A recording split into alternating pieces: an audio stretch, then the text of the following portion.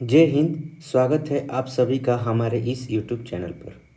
आज के इस वीडियो में हम बताने वाले हैं क्लास 10th का मैथ और चैप्टर का नाम है आपका रैखिक समीकरण। दो चर वाले रैखिक समीकरण चैप्टर का नाम है। तो इससे पहले हमने आपको बता दिया है प्रश्नावली 3.1, 3.2, 3.3, 3.4 और आज जो हम बताने वाले हैं आपको प्रश्नावली 3.5। अगर वीडियो अच्छा लगेगा तो लाइक ज़रूर कीजिएगा और चैनल को सब्सक्राइब भी कीजिएगा। तो आज हम आपको बताने वाले हैं प्रश्नावली 3.5 और 3.4 जो है पिछले हमने वीडियो में बताया था उससे आगे हम बताएंगे। तो पिछले क्लास में हम आपको बता चुके हैं आपको दो चर वाले रैखिक समीकरण को कैसे हल करते हैं। तो इसमें हमने बताया था कि तीन मेथड हम बताएंगे आपको। पहला मेथड हमने बताया था सब्स्टिट्यूशन मेथड, प्रतिस्थापन विधि, और दूसरा बताया था आपको विलोपन विधि। और आज हम बताएंगे आपको तीसरा जो है ब्रज गुणन विधि से कैसे दो चर वाले रैखिक समीकरण को हम हल करते हैं और दोनों चर का मान हम कैसे ज्ञात करते हैं। इसको हम कहते हैं क्रॉस मल्टीप्लिकेशन मेथड। तो चलिए आज हम इस चैप्टर का शुरुआत करते हैं और आप लोगों को हम बताते हैं कि ब्रज गुणनखंड मेथड से हम कैसे दो चर वाले रैखिक समीकरण को हम हल करते हैं। तो जिस तरह से हमने आपको सब्स्टिट्यूशन मेथड, प्रतिस्थापन विधि और विलोपन विधि बताया था उसी तरह से इसमें भी बताएंगे, लेकिन थोड़ा सा आपको अलग होगा। तो क्वेश्चन नंबर फर्स्ट कर रहा है कि निम्न रैखिक समीकरणों के युग्मों में से किसका एक अद्वितीय हल है। तो यहाँ पर देखिए कह रहा है कि अद्वितीय हल किसका है, यूनिक सॉल्यूशन किसका है, पहले ये चेक करना है। और कह रहा है कि किसका कोई हल नहीं है या किसका जो है अपरिमित रूप से अनेक हल है। तो ये तीनों आपको जांच करना, पहले आपको जांच करना है कि तीनों में से ये जो है रैखिक समीकरण कौन है। अगर अद्वितीय हल है तो इस स्थिति में आपको ब्रज गुणन विधि से आपको ज्ञात करना है। देखिए अगर ये आपका समीकरण कोई हल में नहीं आएगा या अपरिमित रूप से अनेक हल में आएगा तो इसको हल नहीं करना है, ब्रज गुणन विधि नहीं लगाना है। कब लगाना है, जब केवल अद्वितीय हल होगा तब उसी स्थिति में आपको लगाना है। तो हमने पहले बता चुके हैं पहले हम चैप्टर में कि आपको रैखिक समीकरण युग में कब हम कहते हैं कि वो जो है अद्वितीय हल है। तो अद्वितीय हल कब कहते हैं, जब इस तरह का हमें रैखिक समीकरण में जो है फेस मिलता है तब हम कहते हैं कि ये हमारा अद्वितीय हल होगा और यह प्रतिच्छेद करेगा और यह क्या होगा, संगत होगा। हमने पहले बता दिया था कि a1/a2 not equal to b1/b2, या ये तीनों जो है आपस में बराबर नहीं रहेगा या एक बराबर रहेगा। ठीक है, तो इस तरह से हम कहेंगे कि ये क्या है, एक अद्वितीय हल होगा। दूसरा क्या हमने बताया था कि अपरिमित रूप से अनेक हल कब होगा, जब दोनों रेखा एक ही पर होगा। इसका मतलब कि तीनों का तीनों आपस में क्या होना चाहिए, बराबर होना चाहिए। तीनों आपस में बराबर होना चाहिए, a1/a2, b1/b2 और c1/c2 बराबर होना चाहिए और ये संगत होता है। और ये क्या होता है, अपरिमित रूप से अनेक हल होता है। और तीसरा जो होता है असंगत कब होता है, जब केवल लास्ट वाला जो है बराबर नहीं होता है और ये दूसरा वाला बराबर होता है। मतलब a1/a2 और b1/b2 जो है बराबर रहेगा और c1/c2 b1/b2 के बराबर नहीं रहेगा। तो हम इसको कहेंगे इसका कोई हल नहीं होगा, ये क्या होगा, असंगत होगा। इसका मतलब जब ग्राफ पर आप बनाएंगे इसका ग्राफ तो ये एक दूसरे के पैरेलल होंगे, मतलब कहीं भी एक दूसरे को काटेगा नहीं। तो इन तीनों स्थिति को हम जांचेंगे, इन तीनों स्थिति को जांच करना है। और हमारा पहला स्थिति जब मिलेगा तो हम इसको ब्रज गुणन विधि लगाकर हम इसको हल करेंगे। चलिए सबसे पहले इक्वेशन फर्स्ट में देखते हैं कि a1 बराबर क्या है, 1 है, और b1 बराबर क्या है, -3, और c1 बराबर क्या है, कुछ नहीं तो 0। इसमें A2 बराबर है 3, B2 बराबर है -9 और C2 बराबर है -2। हमने पहले भी बताया है कि आपको एक बात ध्यान रखना होगा कि माइनस साइन पर आपको ध्यान देना होगा, हमेशा माइनस साइन पर ध्यान देना जरूरी है। चलिए, तो अब हम बनाते हैं इसको। सॉरी, ये प्रश्न जो है थोड़ा सा, पहला नंबर प्रश्न जो है ये गलत टाइप हो गया है। ये -3 है, यहाँ पर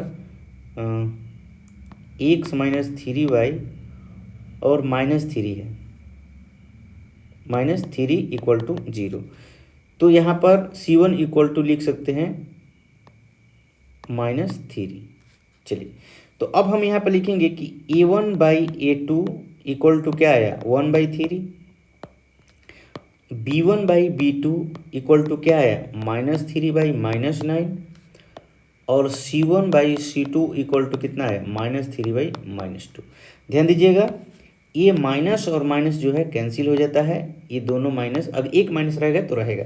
तो अब हम यहाँ पर क्या देख रहे हैं कि 1/3 = 3/9 = 3/2। तो ये 3 बार में कट जाएगा, तो 1/3 और 3/2।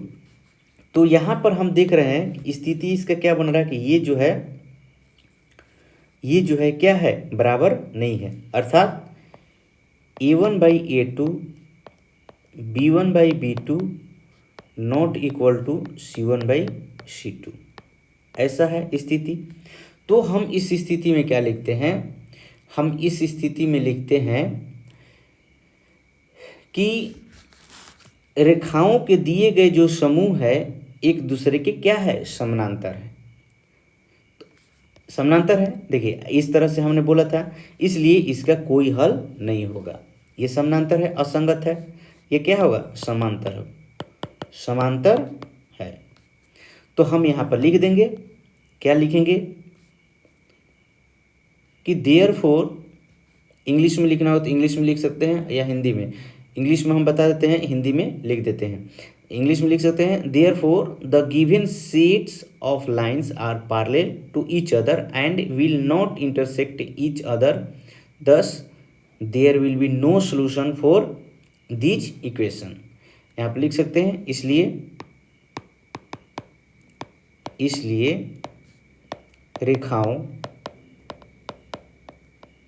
रेखाओं के दिए गए समूह एक दूसरे के समानांतर है और एक दूसरे को प्रतिच्छेद नहीं करेंगे। इस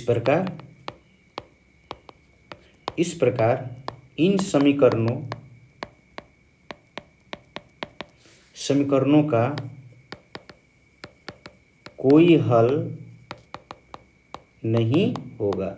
इस बात को ध्यान रखिएगा, इतना लिख लीजिएगा, ठीक है। चलिए, अब हम चलते हैं दूसरे नंबर प्रश्न पर। ध्यान दीजिएगा, दूसरा नंबर, आप ये ध्यान रखिएगा कि यहाँ पर जो इक्वेशन का फॉर्मेट क्या होता है, a1x + b1y + c1 = 0, a2x + b2y + c2 = 0। ध्यान दीजिएगा, अगर C1 और C2 जो है, अगर इस तरफ LHS साइड में है तो दोनों में LHS साइड में होना चाहिए, नहीं तो दोनों में RHS साइड होना चाहिए। अगर एक तरफ LHS दिया है, दूसरा इक्वेशन में RHS दिया है, तो उसको LHS की तरफ लेकर आ जाइएगा, नहीं तो साइन में दिक्कत होगा, माइनस प्लस में क्या होगा, प्रॉब्लम आ जाएगा, ठीक है। चलिए, दोनों एक जैसा होना चाहिए। जैसे यहाँ पर देखिए C1 और C2 का जो वैल्यू है दोनों RHS में है, तो ठीक है, हमको कोई दिक्कत नहीं, कोई आपत्ति नहीं। यहाँ पर क्या हो जाएगा, A1 = 2, B1 = 1 और C1 = 5। यहाँ पर A2 = 3, B2 बराबर 2 और C2 बराबर क्या है 8। तो हम क्या लिखेंगे A1/A2 equal to 2/3, B1/B2 equal to 1/2 और C1/C2 इक्वल टू 5/8। इतना दिया है। तो यहाँ पर क्या लिखेंगे कि 2/3 इक्वल टू 1/2 इक्वल टू 5/8। लेकिन यहाँ पर तो तीनों बराबर नहीं है। तो तीनों बराबर नहीं है, A1/A2 not equal to B1/B2 और नॉट इक्वल टू C1/C2। तो हमने बोला था कि अगर A1/A2 अगर ये बराबर नहीं है, C1/C2 बराबर रहे या ना रहे, अगर ये A1/A2 और B1/B2 अगर बराबर ना रहे तो हम इसको कह सकते हैं कि यह क्या है, अद्वितीय हल है। यह क्या है, अद्वितीय हल है। हम लिख सकते हैं इसलिए रेखाओं के दिए गए समूह एक दूसरे के क्या है, एक दूसरे के प्रतिच्छेदी है, मतलब एक दूसरे को प्रतिच्छेद कर रहे हैं, अतः एक दूसरे को प्रतिच्छेद करेगा, इसलिए इन समीकरणों का हल होगा। इन समीकरणों का क्या होगा, हल होगा। तो हम इसको ब्रज गुणनखंड मेथड से हम इसको हल कर लेंगे। तो अब हम यहाँ पर लिखेंगे, क्या लिखेंगे कि therefore they will intersect each other at a inequal point and thus there will be a inequal solution of these equation। तो चलिए हम इसको लेकर आपको बताते हैं।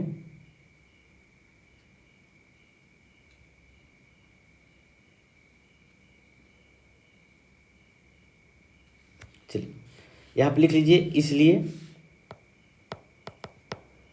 इसलिए ये एक दूसरे को एक अद्वितीय बिंदु पर प्रतिच्छेद करेंगे और इस प्रकार इन समीकरणों के लिए एक अद्वितीय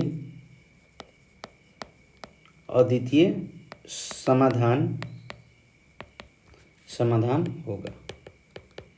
ठीक है, इस तरह से लिख लीजिएगा। इंग्लिश में लिखना होगा तो लिख सकते हैं therefore they will intersect each other at a inequal points and thus there will be a inequal solution for these equation। ठीक है, चलिए इस तरह से। तो अब इसका हल हम कैसे निकालेंगे, तो देखिए अब आ गया, तो हम इसको हल करेंगे ब्रज गुणनखंड विधि से, क्रॉस मल्टीप्लिकेशन से। तो यहाँ पर आपका इसका फॉर्मेट क्या होता है, लिखेंगे बाई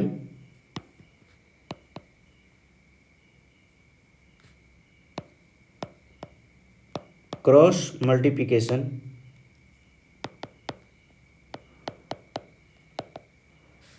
मेथड। इसका होता है x बाई, याद करने का भी तरीका हम आपको बताएंगे, B1C2 माइनस B2C1 बराबर y/C1A2 माइनस C2A1 बराबर 1/A1 B2 minus A2 B1। ध्यान दीजिएगा,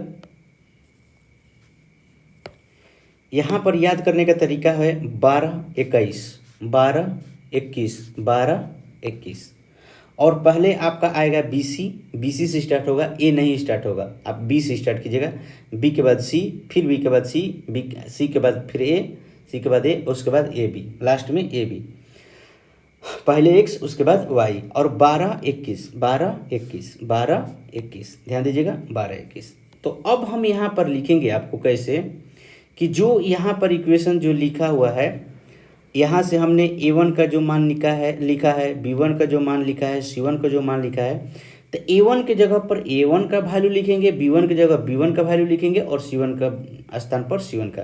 और यहाँ पर ध्यान दीजिएगा, ये जो आपका लिखा हुआ है ना यहाँ पर b1 c2, इसका मतलब हुआ कि b1 गुना c2 है, मतलब कि b1 का अगर मान 2 है और c1 का मान 2 है तो 2 गुना 2 बराबर कितना हो जाएगा 4। इस तरह से इस बात को ध्यान रखिएगा, यहाँ पर गुना का साइन दिया हुआ। तो अब हम लिखते हैं x बाई b1 का मान कितना दिया है तो -8, b1 का मान कितना दिया है आपका -8 दिया है। ध्यान दीजिएगा, यहाँ पर b1 का जो मान है -8 होगा। कैसे -8 होगा, ध्यान दीजिएगा, ये जो था आपका बराबर के उस तरफ था, बराबर के उस तरफ, और हमारा जो फॉर्मेट था किस तरह से था कि C1 जो है LHS तरफ होना चाहिए, और यहाँ पर इक्वेशन में जो दिया था C1 और C2 जो दिया था आपको RHS साइड में दिया था। तो हमने इस इक्वेशन को क्या किया था कि सीधा नहीं लिखा था, तो हम इस इक्वेशन को अभी सीधा लिखकर बता देते हैं। आपका क्या था 2x + y - 5 = 0, इस तरह से लिखेंगे, और 3x - 2y - 8 = 0। इस बात को ध्यान रखिएगा। तो अब हम यहाँ पर लिखेंगे कैसे, ध्यान दीजिएगा, यहाँ पर जो था आपका a1 बराबर 2, b1 बराबर 1 और c1 बराबर -5, a2 बराबर 3, b2 बराबर -2 और c2 बराबर -8। चलिए अब हम यहाँ पर लिखते हैं b1 का मान, तो b1 का मान कितना दिया है 1 दिया है, तो 1 गुना c2 को वैल्यू कितना दिया -8, तो -8 लिख लेंगे। ठीक है, इसको हम ब्रैकेट में से लिख लेंगे माइनस। उसके बाद b2 का वैल्यू दिया है, तो b2 का वैल्यू आपका कहाँ है तो यहाँ पर है -2, तो लिखेंगे -2 गुना c1 का वैल्यू कितना दिया -5, तो लिखेंगे -5, इसको भी ब्रैकेट में लिख लेंगे, बराबर y का y है तो y, c1 का वैल्यू कितना दिया -5, तो -5 मल्टीप्लाई a2 का वैल्यू कितना दिया 3, तो लिखेंगे 3 माइनस। उसके बाद C2 कितना दिया -8, तो -8 गुना a1 का वैल्यू कितना दिया है तो 2, तो 2 लिखेंगे इक्वल टू 1/a1 का वैल्यू कितना 2, b2 का वैल्यू कितना -2 माइनस a2 का वैल्यू कितना है तो 3 मल्टीप्लाई b1 का वैल्यू कितना है 1, लिख लिए। अब चलिए अब हम हल करते हैं, x बाई क्या लिखेंगे, ये -8 है तो -8 हो जाएगा, 1 गुना -8 तो -8 हो जाएगा। ये ध्यान दीजिएगा -2 और -5, तो माइनस माइनस क्या हो जाएगा प्लस, और बीच वाला एक माइनस तो पहले से ही है तो उसको लिखेंगे। अब 5 दूनी के कितना हो जाएगा 10, 5 दूनी का हो जाएगा 10। ध्यान दीजिएगा इस बात को कि b2 का जो वैल्यू था -2 था, और यहाँ पर c1 का जो वैल्यू था -5 था, तो माइनस और माइनस कितना हो गया प्लस हो गया।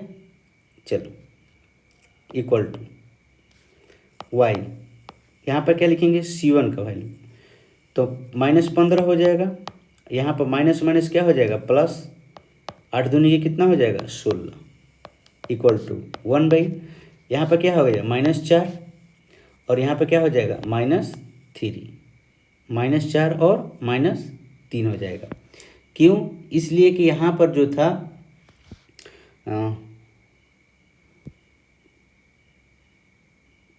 ओ सॉरी, एक गड़बड़ हो गया। यहाँ पर जो इक्वेशन में था यहाँ पर प्लस था, तो यहाँ पर प्लस होगा ना। अब B2 की जगह, ओहो सॉरी सॉरी, यहाँ पर ये प्लस था और B2 कहाँ है, यहाँ पर है, तो ये भी प्लस हो जाएगा। ओह, तो ये भी प्लस है, ये भी प्लस है, ठीक है कोई बात नहीं, दो जगह ही गलत हुआ था। चलिए सॉरी, वो बाई मिस्टेक हो गया इक्वेशन में। चलिए, तो अब हमारा सही है। चलो, तो अब हम इसको बनाते हैं कैसे।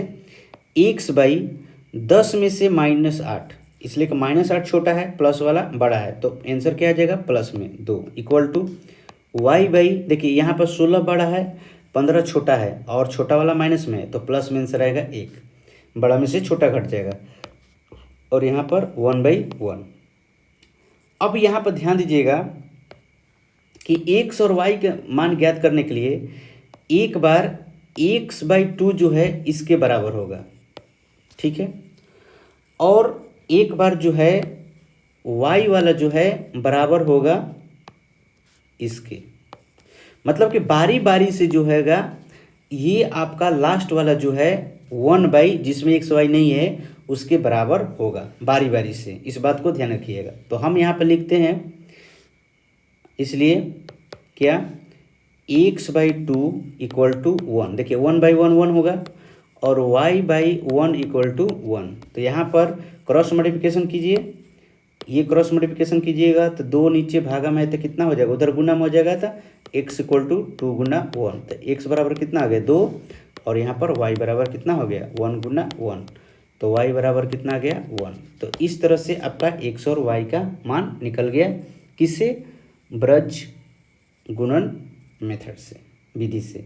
बहुत ही आसान है, केवल आपको वैल्यू पुटिंग करना है, यहाँ पर वैल्यू रख देना है अच्छा से, माइनस और प्लस को ध्यान में रखते हुए। अगर माइनस साइन एक भी इधर उधर हुआ तो आपका आंसर ही नहीं है, जैसे अभी हमारा मिस्टेक हुआ था, B2 का वैल्यू रखने में माइनस रखा गया था, इसलिए जो यहाँ पर x और y का वैल्यू अलग आ जाता। तो इस बात को हमेशा ध्यान रखिएगा कि हमेशा जो है x वाला जो है ये विदाउट x वाले के बराबर होगा, और y जो है विदाउट y वाले के बराबर होगा, हमेशा बारी बारी से दोनों एक दूसरे के वो बराबर हो जाएंगे। देखिए हमने यहाँ पर अलग अलग लिखा है, ये 1 जो है एक बार x/2 के बराबर होगा, और फिर ये 1 जो है y/1 के बराबर होगा। चलिए, इस तरह से अब हम चलते हैं तीसरा क्वेश्चन में। तीसरा क्वेश्चन ध्यान दीजिएगा, तीसरा क्वेश्चन में दिया है आपका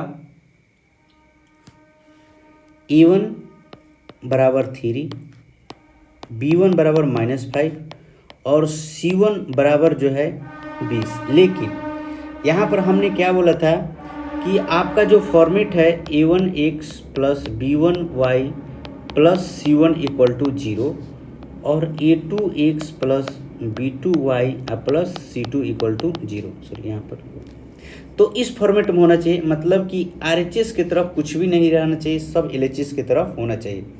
तो हम इसको लिखते हैं 3x minus 5y minus 20 equal to 0, 6x minus 10y minus 40 equal to 0। ध्यान दीजिएगा, ये जो है आपको केवल अगर चेक करना होता कि कौन सा अपरिमित रूप से अनेक हल है या किसका कोई हल नहीं है, क्या किसका अद्वितीय हल है, तो हम इसको इस पर ही चेक कर लेंगे, तो हमारा कोई दिक्कत नहीं है। लेकिन अगर ब्रज गुणनखंड मेथड का अगर यूज करना है तो आपको इस तरह से करके माइनस साइन लिखना जरूरी है, और नहीं भी लिखेंगे तो भी आएगा, इसलिए कि दोनों में माइनस हटा रहे हैं ना, तो कोई दिक्कत नहीं, उस पर भी आंसर आपका बराबर आएगा। चलिए, उस पर भी बराबर आंसर आ जाएगा, इसलिए कि दोनों का साइन जो है समान आ रहा है। चलिए, अब हम लिखते हैं यहाँ पर a2 बराबर 6, b2 बराबर -10 और c2 बराबर कितना -40, तो इसमें भी माइनस, ध्यान दीजिएगा। अब a1/a2 इक्वल टू 3/6 दिया है, b1/b2 equal to -5/-10, C1/C2 equal to -20/-40। दो दो, ये भी दो बार में कट गया। तो A1/A2 इक्वल टू 1/2 हो गया, B1/B2 इक्वल टू 1/2 हो गया, और C1/C2 इक्वल टू 1/2 हो गया। तो क्या लिख सकते हैं, 1/2 बराबर 1/2 बराबर 1/2। अभी देखिए तीनों आपस में बराबर हो गए, A1/A2 बराबर B1/B2 बराबर C1/C2। तो इस तरह से आप कह सकते हैं कि ये जो है एक दूसरे के क्या है, पैरेलल हैं, एक दूसरे के पैरेलल हैं, एक दूसरे के क्या हो जाएगा, सॉरी पैरेलल नहीं होगा, अनंत अनेक हल होगा, ये पैरेलल नहीं होगा, ये आपका दूसरा वाला होगा, क्या होगा ये कि संगत होगा और इसका अपरिमित रूप से अनेक हल होगा, और ये संपाती होगा तथा अनेक हल इसका होगा। तो इस तरह से आप कह सकते हैं को इसका अब आप क्रॉस मल्टीप्लिकेशन मेथड से इसका मान नहीं निकाल सकते हैं। पहले ही बोल दिया है कि जब तक आपका अद्वितीय हल नहीं होगा तब तक आपको वो मेथड यूज नहीं करना है। तो यहाँ पर आप लिख सकते हैं कि therefore the given sets of lines will be overlapping each other. आप लिख सकते हैं।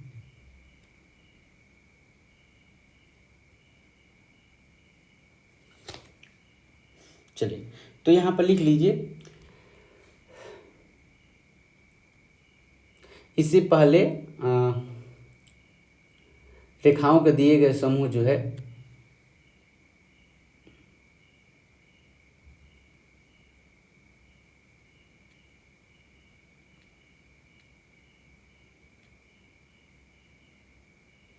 लिख सकते हैं, इसलिए रेखाओं के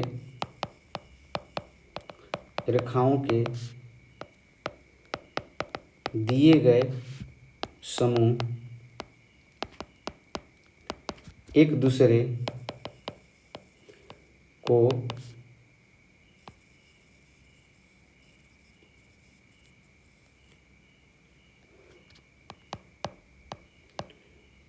अतिच्छादित करेंगे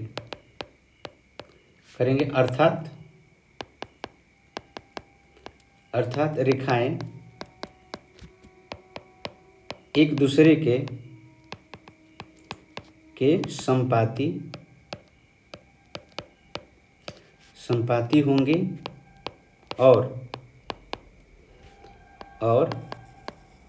इस प्रकार इन समीकरणों के लिए अनंत हल संभव है, इसका अनेक हल संभव है। तो इसलिए हम इसका उस मेथड से वैल्यू नहीं निकाल सकते। इंग्लिश में लिखना है तो लिख सकते हैं therefore the given sets of lines will be overlapping each other. अर्थात कहने का मतलब the line will be coincident to each other and thus there are infinite solution possible for this equation. चलिए अब हम चलते हैं चौथा में हम यहाँ पर लिखेंगे A1 बराबर कितना दिया 1, B1 बराबर -3 और C1 बराबर कितना -7, A2 बराबर 3, B2 बराबर -3 और C2 बराबर -15। तो यहाँ पर लिख सकते हैं A1/A2 इक्वल टू कितना 1/3, B1/B2 equal to -3/-3, C1/C2 equal to -7/-15। तो क्या हो जाएगा 1/3, ये कैंसिल हो जाएगा, बराबर 1/1 बराबर ये माइनस कैंसिल हो जाएगा 7/15। तो अर्थात आप कह सकते हैं कि ये जो है एक दूसरे के बराबर नहीं है। तो जो बराबर नहीं है तो आप डायरेक्ट कह सकते हैं कि क्या है, अद्वितीय हल है, इसका क्या है, अद्वितीय हल है। यहाँ पर लिख सकते हैं therefore they will intersect each other at a unique points and thus there will be a unique solution for this equation. तो जब ये अद्वितीय हल है तो हम यहाँ पर क्रॉस मल्टीप्लिकेशन मेथड यूज करेंगे। यहाँ पर लिखेंगे a1/a2 not equal to b1/b2 not equal to c1/c2। ये क्या है, अद्वितीय हल है।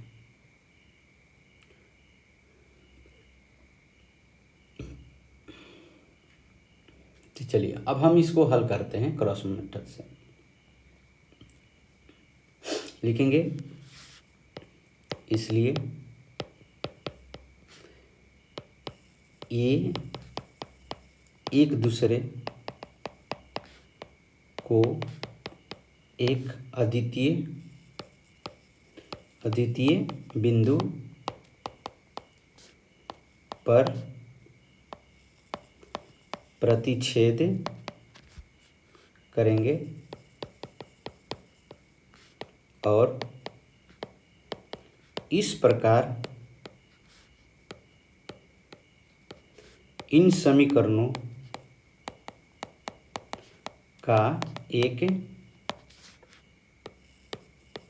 अद्वितीय हल होगा। तो चलिए अद्वितीय हल होगा तो हम लिखते हैं इसका अद्वितीय हल का मेथड।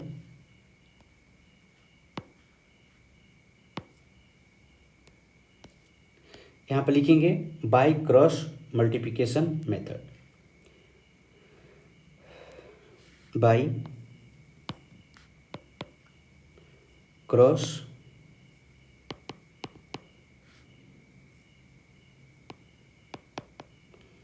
Multiplication method. तो क्या होगा, x बाई 12 21 याद रखना है, BC पहले लिखना है, BC माइनस BC और लिखना है 12 21 बराबर y by CA minus CA और क्या लिखना है 12 21 equal to 1 by AB minus AB लेकिन 12 21। इस बात को याद रखिएगा हमेशा 12 21। अब यहाँ पर वैल्यू हम रखते हैं। तो आपको वैल्यू रखने के लिए आपको अगर ये समझ में नहीं आए तो आप क्या कीजिएगा यहाँ पर कि यहाँ पर लिख लीजिएगा कि a1 का वैल्यू कितना था। a1 बराबर कितना था आपका, तो a1 का वैल्यू लिखे थे 1,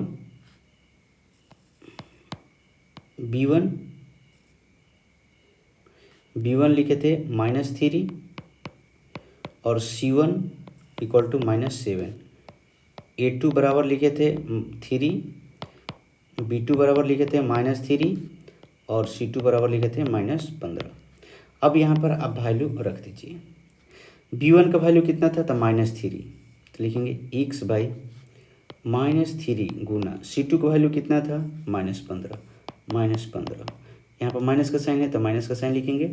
b2 का वैल्यू कितना है, तो -3 गुना c1 का वैल्यू कितना है -7 बराबर y बाई c1 का वैल्यू कितना है -7।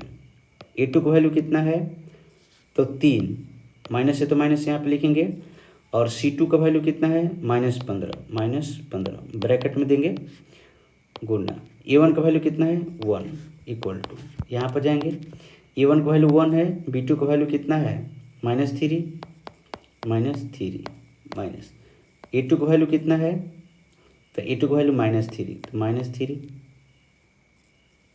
तो a2 का वैल्यू +3 है मल्टीप्लाई b1 का वैल्यू -3। अब यहाँ पर सोल्यूशन कर लेंगे। x बाई ध्यान दीजिएगा माइनस माइनस क्या हो जाएगा प्लस हो जाएगा, तो 15 कितना हो जाएगा 45 माइनस यहाँ पे देखिए -3 -7 माइनस माइनस प्लस हो गया, बीच वाला माइनस रहेगा, 17 के कितना हो जाएगा 21 इक्वल टू y बाई 17 के कितना हो जाएगा 21। अब माइनस है तो माइनस, एक ही माइनस है ना तो एक माइनस रह जाएगा। अब यहाँ पर भी माइनस है और यहाँ पर भी माइनस, तो माइनस और माइनस क्या हो जाएगा प्लस और 15 एकम 15 इक्वल टू इक्वल टू क्या लिखेंगे 1/, देखिए यहाँ पर एक ही माइनस है तो एक माइनस रह जाएगा -3, और यहाँ पर दो माइनस, माइनस और माइनस क्या हो जाएगा प्लस, तो +3, और तितरी का 9, सॉरी तितरी का 9 9 हो जाएगा। अब देखिए सोल्यूशन कीजिए x बाई, अब देखिए 45 में से 21 घटाइएगा तो कितना हो जाएगा 24 बराबर y बाई -21 में से 15 घटाइएगा तो क्या इतना हो जाएगा -6 हो जाएगा, इसलिए कि माइनस वाला बड़ा है तो माइनस में से रहता है। अब देखिए माइनस वाला छोटा है प्लस वाला बड़ा है तो कितना आ जाएगा 1/6। ध्यान दीजिएगा आप, मैंने पहले बोला था कि आपको एक बार x वाले को इस 1/6 के बराबर करना है, तो क्या लिखेंगे x बराबर 24 इक्वल टू 1/6। और एक बार हमने बोला था कि y वाले को इसके बराबर करना है तो -y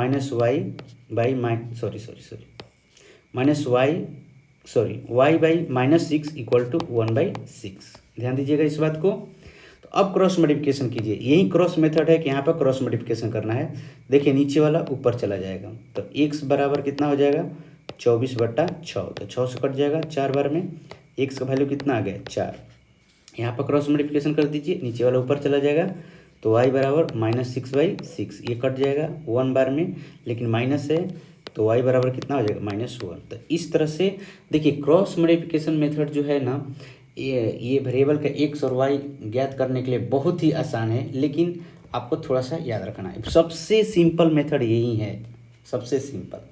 चलिए तो अब हम चलते हैं दूसरे नंबर प्रश्न पर। क्या कर रहा है, for which value of a and b will be following pairs of linear equation have an infinite number of solution. ध्यान दीजिएगा, कह रहा है कि a और b के किन मानों के लिए रैखिक समीकरणों के युग्म अपरिमित रूप से अनेक हल हैं। ध्यान दीजिएगा, आपको सबसे ज़्यादा ध्यान देना है, फोकस करना है कि यहाँ पर लिखा है अपरिमित रूप से अनेक हल है। तो जैसे ही ये वर्ड बोला अपरिमित रूप से अनेक हल है, तो आपको चले जाना है कि अपरिमित रूप से अनेक हल का जो है स्थिति कैसा होता है, मेथड कैसा होता है। तो a1/a2 equal to b1/b2 equal to c1/c2, मतलब कि इस केस में तीनों जो है आपस में क्या होते हैं, बराबर होते हैं। इस बात को ध्यान रखिएगा, ये अपरिमित रूप से अनेक हल बोल दिया तो इसका मतलब यही लिखना है आपको, ठीक। तो ये क्यों बोला है, इसलिए कि यहाँ पर a और b का वैल्यू ज्ञात करना है, मतलब कि a और b का वैल्यू ज्ञात करना है, कि यहाँ पर वो a और b का वैल्यू नहीं दिया है, तो मतलब कि हम तीनों को आपस में बराबर करेंगे तो आपस में बराबर करके हम वैल्यू निकाल सकते हैं। लेकिन जब बराबर ही नहीं रहेगा तो हम वैल्यू कैसे निकालेंगे। तो चलिए अब हम यहाँ पर लिखते हैं पहला इक्वेशन और दूसरा इक्वेशन में क्या अंतर है। अंतर ये है कि आपका पहला इक्वेशन में केवल x और y वेरिएबल दिया है, लेकिन दूसरा इक्वेशन में a b भी दिया है। और इसमें एक और चीज़ खासियत है कि दोनों में जो है RHS साइड दिया हुआ है, मतलब कि x और y जो है LHS साइड में है और विदाउट x y वाला RHS साइड में है। तो ध्यान देना है, यहाँ पर कोई चेंजिंग आपको खुद से नहीं करना है, सेम टू सेम नई चीज़ को लिख देना है। चलो तो अब हम यहाँ पर a1 b1 छाँटेंगे कि a1 क्या होगा, b1 क्या होगा और c1 क्या होगा, इसको हम निकालते हैं। तो a1 बराबर क्या हो जाएगा 2, b1 बराबर क्या हो जाएगा 3 और c1 बराबर क्या हो जाएगा 7। ध्यान दीजिएगा, दोनों RHS में है तो हम दोनों RHS में लेंगे, ठीक। अब देखिए a2 बराबर क्या हो जाएगा, यहाँ पर a माइनस b, b2 बराबर क्या हो जाएगा तो a प्लस b, और c2 बराबर क्या हो जाएगा तो 3a minus b minus 2, sorry 3a plus b minus 2। इस बात को ध्यान रखिएगा। अब हम क्या लिखेंगे यहाँ पर कि जो है तीनों जो है आपस में बराबर होना चाहिए, मतलब कि अपरिमित रूप से अनेक हल होना चाहिए। तो यहाँ पर लिखेंगे फॉर इन्फिनिटली मेनी सॉल्यूशन, मतलब कि अपरिमित रूप से अनेक हल के लिए। अब या now for infinitely many solution, मतलब परिमित रूप से अनेक हल के लिए। क्या लिखेंगे अनेक हल के लिए? तो यहाँ पे लिखेंगे कि A1/A2 equal to B1/B2 equal to C1/C2। और यहाँ पर हम लिख लेंगे A1 का वैल्यू कितना 2, A2 का वैल्यू कितना A-B बराबर B1 का वैल्यू कितना 3 और B2 का वैल्यू कितना A+B बराबर C1 का वैल्यू कितना 7 और C2 का वैल्यू कितना 3A+B-2। ध्यान दीजिएगा इस बात को कि ये जो है प्रश्न एग्जाम के लिए बहुत ही इम्पोर्टेंट प्रश्न है। आप इसको VVI टिक कर लीजिएगा और बहुत ही अच्छा से समझने का प्रयास कीजिए। ध्यान दीजिएगा, यहाँ पर आपको दो इक्वेशन तैयार करना है। आपको यहाँ पर दो इक्वेशन तैयार करना है, दो इक्वेशन तैयार करना। और कैसे तैयार करना है ध्यान दीजिए।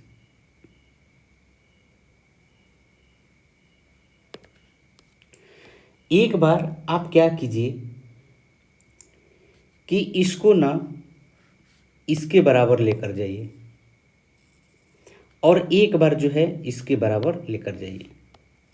इसलिए कि यहाँ पर ब्रज गुणन मेथड नहीं यूज करना है कि दोनों को हम इस वाले के C1/C2 के बराबर हम मतलब कि 1 जो है AB और -AB था तो उसके बराबर लेकर जाते थे। वहाँ पर ऐसा, यहाँ पर ऐसा नहीं करना है।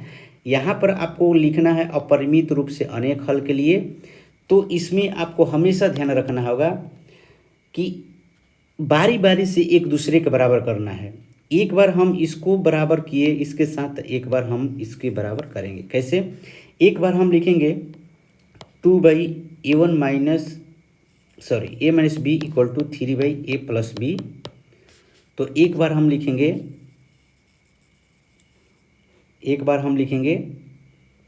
2/A-B equal to 3/A+B। Sorry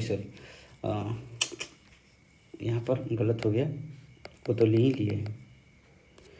7/3A+B-2 आपको ये लेना है। ध्यान दीजिएगा, ऐसे लेना है। अब क्या करना है, एक क्रॉस मल्टीप्लिकेशन कीजिए। यहाँ पर क्रॉस मल्टीप्लिकेशन कीजिए, ये वाला इधर गुना हो जाएगा और ये वाला इधर गुना हो जाएगा। तो क्या हो जाएगा 2A+B इक्वल टू यहाँ पर 3A-B। तो 2 से अंदर मल्टीप्लाई कीजिए तो 2A+2B equal to 3A-3B। A और B में यहाँ पर संबंध आएगा क्या? तो इस सब को इधर कर लीजिए तो 2A-3A। ए वाले को एक जगह किए, इसको हम इधर लाए तो माइनस में चला जाएगा, प्लस यहाँ पर 2B है और ये 3B इधर जाएगा तो प्लस 3B और इधर क्या बचेगा 0। इधर क्या बचेगा 0। तो यहाँ पर आपको क्या देखने को मिल रहा है, ये घट जाएगा तो इसमें से घटेगा तो क्या आएगा, तो घटेगा तो -A+5B इक्वल टू कितना 0। तो यहाँ से आप क्या कीजिए कि किसी एक का वैल्यू निकाल लीजिए, या तो ए का नहीं तो बी का। ए को इधर कीजिए तो ए बराबर कितना हो जाएगा 5B। ए बराबर कितना 5। क्यों? क्योंकि हम ए का मान कहीं ना कहीं रखेंगे, कहीं ना कहीं हम ए का मान रखेंगे। चलिए अब हम इसको हल करते हैं। इसको इधर गुना करेंगे और इसको इधर गुना करेंगे। तो क्या करेंगे, यहाँ पे गुना करेंगे तो 3A+B-2 इक्वल टू 7A-B। चलिए गुना करते हैं, इसमें भी गुना होगा, इसमें भी गुना होगा, फिर इसमें भी गुना होगा।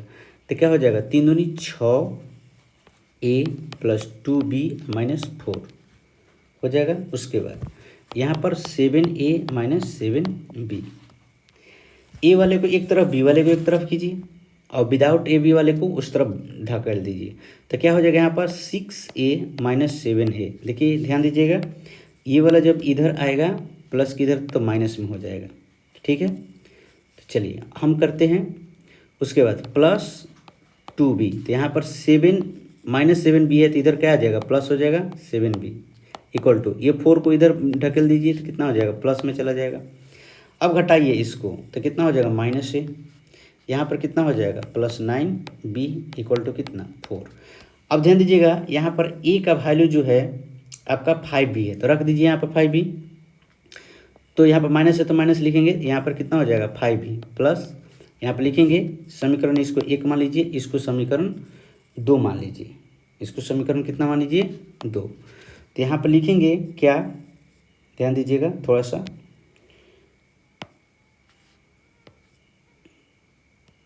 यहाँ पर लिखेंगे समीकरण 2 में, समीकरण 2 में a का मान समीकरण 1 से रखने पर वैल्यू रखते हैं, -5b plus 9b equal to कितना, 4। तो ये माइनस है तो कितना हो जाएगा, -5b plus 9b equal to 4, तो कितना हो जाएगा 4b इक्वल टू कितना, 4।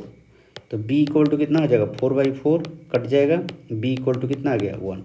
आपका b का वैल्यू कितना आ गया, 1 आ गया, b का वैल्यू कितना आ गया, 1। अब यहाँ पर b का जो वैल्यू है समीकरण 1 में रख लीजिए। अब लिखिएगा समीकरण 1 में b का मान रखने पर समीकरण 1 कितना था, a इक्वल टू 5b, तो a इक्वल टू कितना हो जाएगा, 5 गुना 1, तो a इक्वल टू कितना हो जाएगा, 5। इस तरह से आपका a और b का वैल्यू निकल गया। इस इक्वेशन में, सॉरी, इस प्रश्न में आपको ध्यान देना है सिर्फ एक ही बात पर कि आपको बोला है अपरिमित रूप से अनेक हल, तो इसका जो स्थिति होता है वही लिखेंगे, इसका जो मेथड होता है, और उसी के आधार पर बारी बारी से एक दूसरे को हम बराबर करेंगे। ध्यान दीजिएगा, एक बार ये इसके बराबर होगा और एक बार इसके बराबर करके हम 2 इक्वेशन तैयार करेंगे। 2 इक्वेशन क्यों तैयार कर रहे हैं, इसलिए कि 2 वेरिएबल है। अगर केवल एक वेरिएबल रहता ना तो किसी एक के बराबर करते हैं ना तो हमारा एक ही स्टेप में आंसर आ जाता, लेकिन यहाँ पर 2 वेरिएबल है ना, तो इसलिए हमको 2 इक्वेशन बनाना पड़ा, इसलिए हमको बारी बारी से दोनों के बराबर लेना पड़ा। अगर एक वेरिएबल रहता तो किसी एक के बराबर रखते तो हमारा आंसर आ जाता। जैसे अब हम देखिए बता रहे हैं आपके अगले प्रश्न में, यहाँ पर देखिए एक वेरिएबल है और क्या कहा है कि कोई हल नहीं है। इसका क्या बोल रहा है, कोई हल नहीं। तो कोई हल नहीं का मेथड क्या होता है कि a1/a2 बराबर b1/b2 not equal to c1/c2।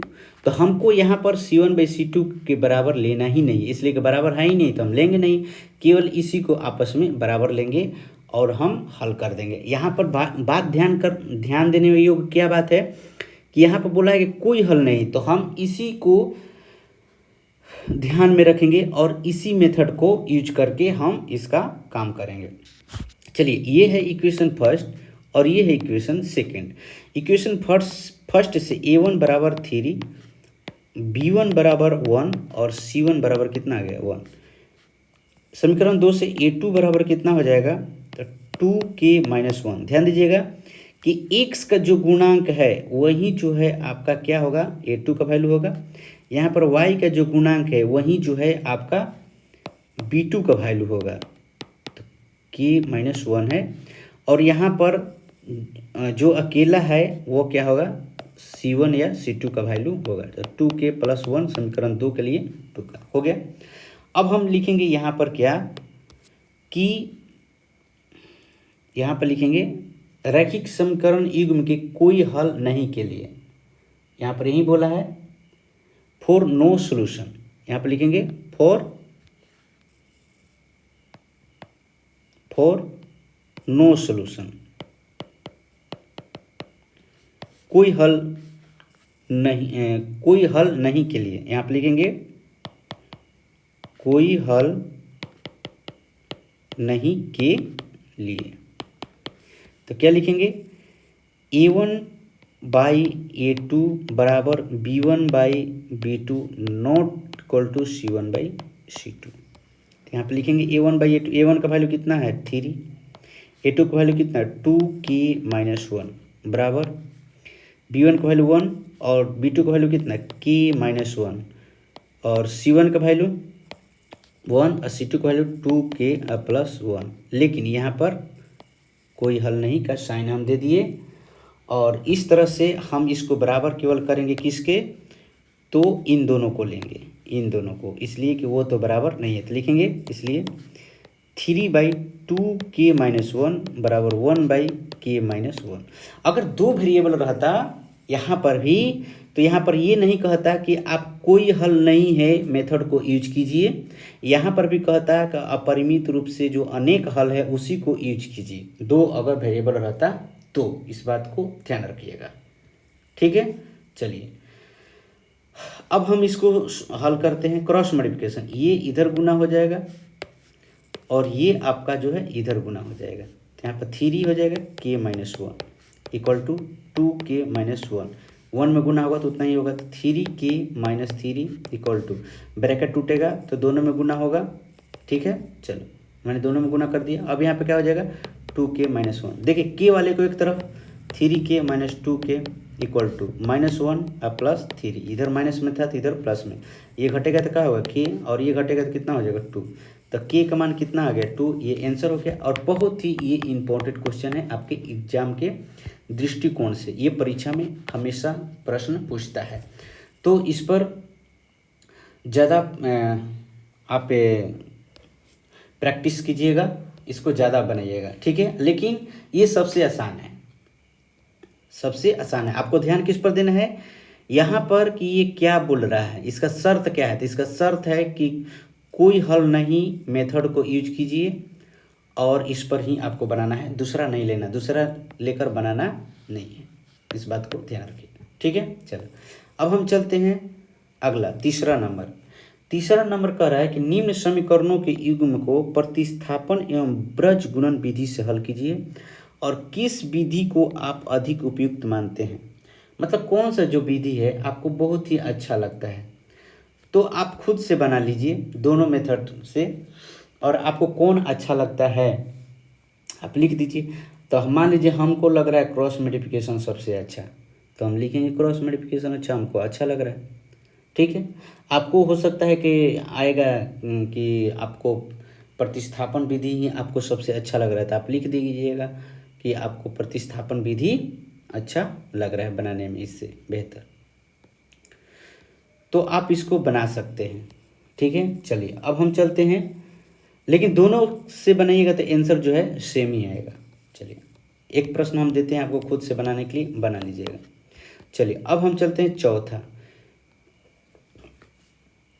ध्यान दीजिएगा चौथा। यहाँ से थोड़ा जो प्रश्न है ना बहुत ही अच्छा अच्छा प्रश्न है ये, और आपको ये सीखना बहुत ज़रूरी है। ये प्रश्न अगर आज नहीं सीख पाएंगे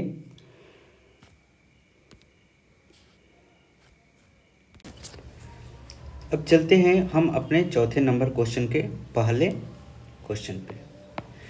तो पहला क्वेश्चन कैसे बनेगा, ऐसा प्रश्न जो है हमने पहले भी बता दिया है कि कैसे इसको हम लिखेंगे। सबसे पहले तो देखिए इसमें ये चैप्टर का नाम है दो वेरिएबल का, तो इसमें दो वेरिएबल आपको मानना है और दो इक्वेशन होना चाहिए।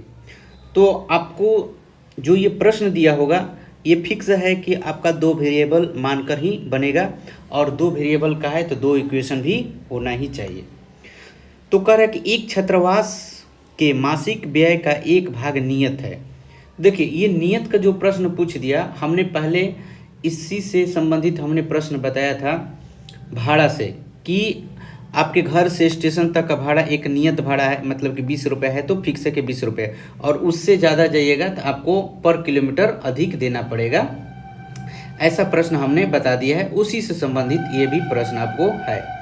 तो ये प्रश्न जो ऐसे ही बोला है कि आपके मासिक व्यय छात्रावास, आप जैसे हॉस्टल में रहते हैं तो उस हॉस्टल में जो आपका खर्चा लगता है वो एक नियत है, कि मान लीजिए कि आपको पर मंथ आपको 3000 रुपया देना पड़ता है, तो 3000 रुपया तो फिक्स हो गया, और शेष इस पर निर्भर करता है कि छात्र ने कितने दिन भोजन लिया, अब देखिए छात्रावास में क्या होता है हॉस्टल में कि फिक्स रहता है कि आपको भोजन भी दिया जाएगा, लेकिन यहाँ पर ये कह रहा है कि आपने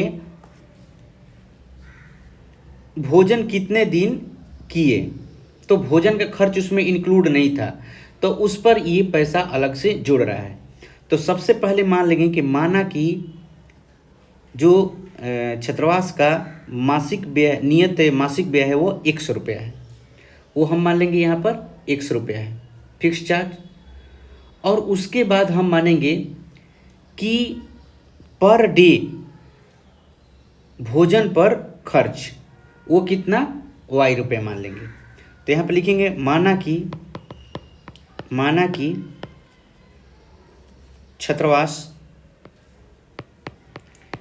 छात्रावास के मासिक व्यय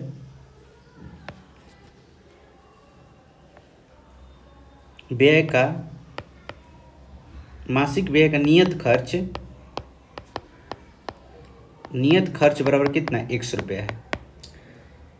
नियत खर्च कितना है 100 रुपया है, फिक्स है। तथा प्रतिदिन भोजन पर व्यय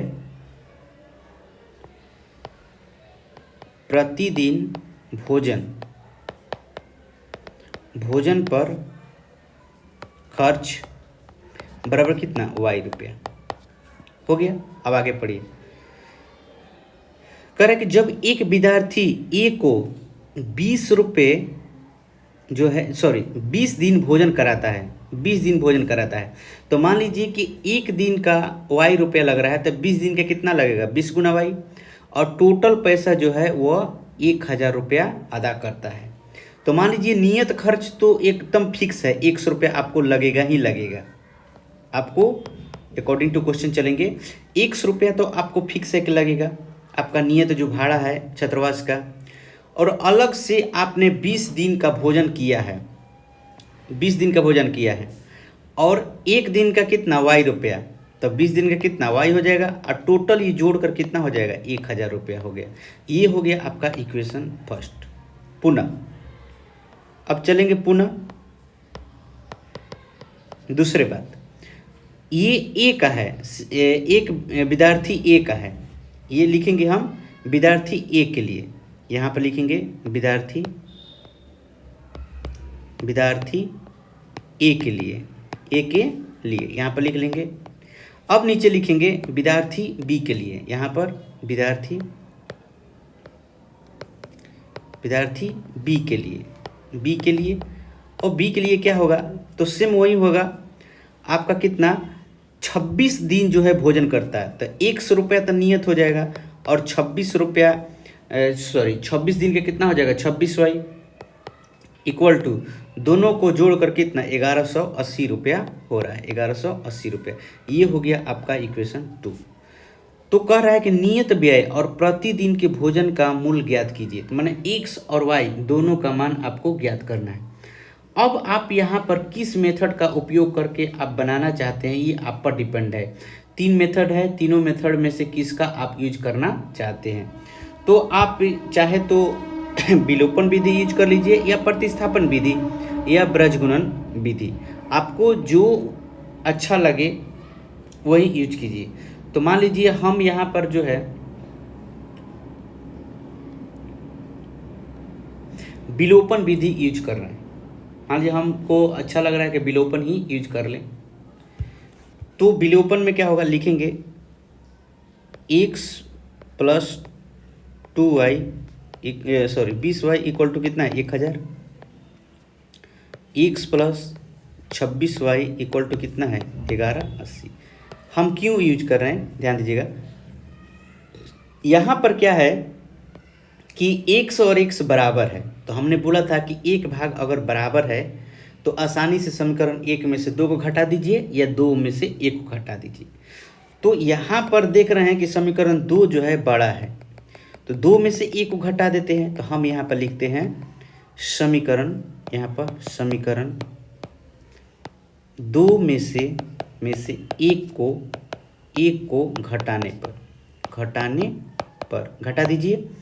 तो 2 कितना है, x plus 26y equal to कितना 1180, और ये 2 है, और ये x plus 20y equal to कितना 1000 रुपये। ये समीकरण 1 हो गया।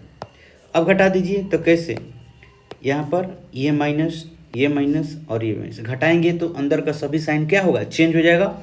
जो माइनस रहेगा वो प्लस में, जो प्लस में रहेगा वो माइनस में। तो ये जो हो गया शहीद हो गया, कट गया। अब ये 26 में से 20 घटेगा तो कितना 6y, और यहाँ पे कितना हो जाएगा 180। तो अब जो है y बराबर कितना हो जाएगा 180/6, तो 6 कट जाएगा 30 बार में, y का मान कितना आ गया 30 रुपये। तो एक दिन का भोजन पर खर्च जो है 30 रुपया है। एक दिन का खर्च कितना है 30 रुपया। अब इसको लिखेंगे समीकरण 1 में y का मान रखने पर, समीकरण 1 में y का मान रखने पर रख दीजिए। तो x plus 20y equal to कितना है 1000 रुपया है। तो x प्लस 20 गुना 30 इक्वल टू कितना 1000 हो गया। तो x बराबर कितना हो जाएगा 1000 माइनस 3 दूनी 600, ये 20 गुना 30 करेंगे तो 600 होगा, तो कितना हो जाएगा 400 रुपये। मतलब कि आपका हॉस्टल चार्ज जो है फिक्स है, नियत है कि आपको 400 रुपया देना ही है, ठीक। और एक दिन का अगर भोजन कीजिएगा तो 30 रुपया लगेगा ये आपका अलग से चार्ज लगेगा। यही पूछ रहा था प्रश्न में कि बताइए कि नियत व्यय कितना है, तो नियत व्यय 400 रुपया आ गया, और प्रतिदिन के भोजन का मूल्य कितना है, तो 30 रुपया, माने एक दिन का 30 रुपया आपको चार्ज लगेगा कैंटीन में जाइएगा तो, ठीक। चलो अब हम चलते हैं आपका प्रश्न 2 पे। देखिए 2 क्या कर रहा है कि एक भिन्न 1/3 हो जाती है जब उसके अंश से 1 घटाया जाता है। तो चलिए सॉल्यूशन करते हैं। सबसे पहले आपको यहाँ पर जानकारी होना चाहिए कि भिन्न क्या है। तो भिन्न जो होता है अंश बटा हर होता है, फ्रैक्शन भाई जो होता है अंश बाई हर होता है, अंश बाई क्या होता है हर। ये हो गया आपका भिन्न। तो यहाँ पर लिखेंगे माना कि अंश बराबर कितना x और हर बराबर कितना y। तो भिन्न बराबर क्या हो जाएगा, भिन्न क्या हो जाएगा x/y। अब प्रश्न के अनुसार अकॉर्डिंग टू क्वेश्चन, प्रश्न क्या कर रहा है उसके अनुसार चलते हैं। कह रहा है कि भिन्न जो है 1/3 हो जाएगी, मतलब कि 1/3 यहाँ पर हो जाएगी, 1/3 हो जाएगी। कब, जब हम उसके अंश से 1 घटा देंगे। तो अंश से 1 घटा दीजिए, हर में कुछ नहीं करना। ये हो गया आपका दूसरा भाग है, इससे दूसरा समीकरण जो है, दूसरा इक्वेशन जो है यहाँ से तैयार होगा, यहाँ से दूसरा इक्वेशन तैयार होगा।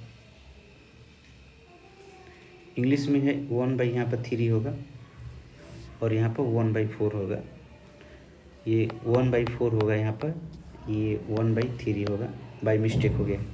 चल हो गया। तो अब इसको क्रॉस मल्टीप्लिकेशन कर लीजिए, ये इधर चला जाएगा, ये इधर चला जाएगा, इक्वेशन बनाइए। तो 3 हो जाएगा यहाँ पे x माइनस वाई बराबर कितना, यहाँ पर y गुना 1y। तो 3x माइनस 3 इक्वल टू कितना y इधर आ जाएगा, 3x माइनस वाई और 3 इधर चला जाएगा। ये हो जाएगा इक्वेशन फर्स्ट। पुनः यहाँ पे लिखेंगे अगेन पुनः। अब क्या कर रहा है कि 1/4 हो जाएगा कब, जब हर में 8 जोड़ा जाएगा। तो अंश ज्यों का त्यों रहेगा और y में 8 जोड़ दीजिए, इसको हर में जोड़ दिए। अब क्रॉस मल्टीप्लिकेशन करेंगे, यहाँ पर ये चला जाएगा, ये इधर चला जाएगा। तो यहाँ पर 4x हो जाएगा, 4 गुना x, y प्लस 8 हो जाएगा। तो 4x minus y equal to कितना हो जाएगा 8। ये समीकरण हो गया 2। अब यहाँ पर देखिए कि समीकरण 1 और 2 में y वाला टर्म और यहाँ पर भी y दोनों बराबर है। तो क्या कर दीजिए, और दोनों माइनस में है, अगर प्लस में रहता तो घटा देते, ठीक, और माइनस में भी दोनों सेम साइन है तो भी इसमें से घटा देंगे, ठीक। लेकिन साइन विपरीत रहता तो हम जोड़ देते, क्या करते जोड़ देते। अब हम इसमें देखते हैं कि बड़ा कौन है छोटा कौन है। तो बड़ा जो है आपका समीकरण 2 दिख रहा है और समीकरण 1 जो है छोटा दिख रहा है। तो लिखेंगे समीकरण समीकरण 2 से 1 को घटाने पर 1 में से भी 2 को घटा सकते हैं, लेकिन वही है कि आपका माइनस में आएगा तो फिर माइनस माइनस उधर कट जाएगा, ऐसा नहीं है उसमें से भी कटा। तो लिखेंगे पहले 4x - y = 8, ये समीकरण 2 है, और 3x - y = कितना 3, ये है इक्वेशन 1। तो हम 2 में से 1 को घटा रहे हैं, तो जैसे ही घटाएंगे साइन चेंज होगा, प्लस वाला माइनस में, माइनस वाला प्लस में, प्लस वाला माइनस में। तो देखिए ये शहीद हो गया, प्लस और माइनस 2 को साइन अलग अलग हो गया। अब ये 4x में से 3x घटेगा तो x बचेगा, इक्वल टू यहाँ पर 8 में से 3 घटेगा तो कितना हो जाएगा 5, अंश कितना हो गया 5। अब x का मान समीकरण 1 में x का मान रखने पर, x का मान रखने पर रख लीजिए, रखने पर तो समीकरण 1 3x - y = कितना है 3, x का मान रख दीजिए 3 × 5 माइनस y = कितना 3, y को इधर कर दीजिए, इसको इधर कर दीजिए, तो 5 × 3 = 15 - 3 = कितना y,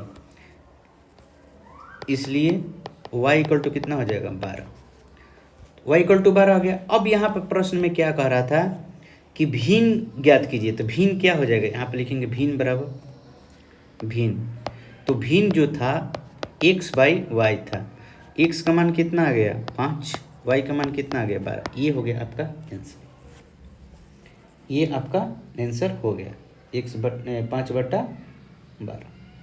अब हम चलते हैं अगले प्रश्न पे। अगला प्रश्न कह रहा है कि यश ने एक टेस्ट में 40 अंक अर्जित किया है, कितना 40 अंक अर्जित किया है, जब उसे प्रत्येक सही उत्तर के लिए 3 अंक मिले और अशुद्ध उत्तर के लिए 1 अंक काट लिए। ध्यान दीजिएगा, मान लीजिए कि टोटल जो है आपका प्रश्न 100 है, 100 प्रश्न है, ठीक। तो 100 प्रश्न में से आपने क्या किया कि 100 को उत्तर दे दिया, और 100 को उत्तर दे दिया तो आपका एक प्रश्न 3 अंक का है, तो 100 का 100 अगर सही हो जाएगा तो 300 अंक मिलेगा, 300 अंक मिल जाएगा। यहाँ पर कह रहा है कि सही उत्तर, प्रत्येक सही उत्तर के लिए, मतलब प्रत्येक सही उत्तर के लिए 3 अंक, अगर 1 प्रश्न है तो उसका 3, और 100 प्रश्न है तो 100 × 3 300 मिलेगा। और जो गलती होगा, अगर मान लीजिए 100 प्रश्न हल किए, जिसमें से आपने क्या किया कि 80 को सही किए, 20 को क्या किए गलत कर दिए, तो एक प्रश्न पर आपको 1 अंक की कटौती हो जाएगी। तो 20 अंक गलती किया है तो 20 जो है आपका नंबर घट जाएगा, 20 अंक क्या हो जाएगा नंबर घट जाएगा। और 80 × 3, 80 को सही किए थे ना, तो 240 में से 20 घट जाएगा, मतलब आपको 220 अंक ही मिला है, 220 अंक ही मिला है। तो यहाँ पर कह रहा है कि लेकिन यहाँ पर इसको टोटल कितना 40 अंक अर्जित किया है, तो लिखेंगे माना कि सही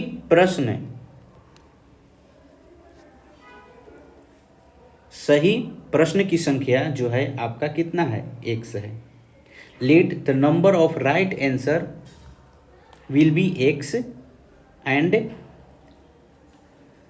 wrong answer be y respectively. लिखेंगे लेट, इंग्लिश में लिखना होगा तो लिख सकते हैं let the number of right answer be x and wrong answer be y respectively.